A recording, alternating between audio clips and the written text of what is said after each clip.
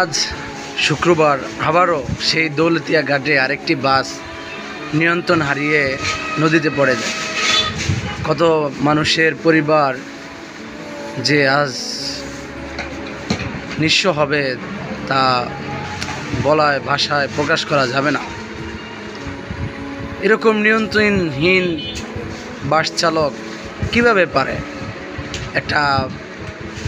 আপনি ফেরিতে উঠবেন, সেই সময়ও যদি আপনি আপনার মন মতো চালান, আপনার হুঁশ জ্ঞান না থাকে, তাহলে আপনি কেন এই সিটে বসেন, কেন ড্রাইভ করেন?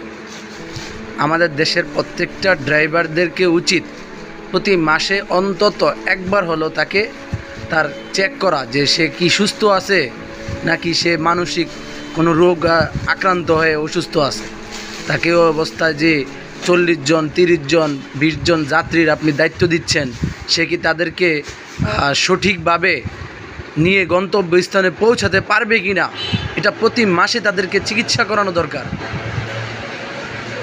যার পরিবার ধ্বংস হয়, যার যায় সেই বোঝে যে কী যে যন্ত্রণা, অন্য কেউ বুঝবে না। আমি দেখব, আফসোস করবো, এতটুকু পর্যন্ত শেষ। যার পরিবার গেছে সেই জানে কী যে কষ্ট, কী যন্ত্রণা। আল্লাহ রাব্বুল আলামিন হতাহতের ঘটনা এখনও প্রকাশ হয় নাই, তবে এরকম একটি বাস দুর্ঘটনা যা হতাহত হবে না আপনি বলতে পারেন হবে। আল্লাহ পাক সবাইকে ধৈর্য ধারণ করার তৌফিক দান করেন, আমিন।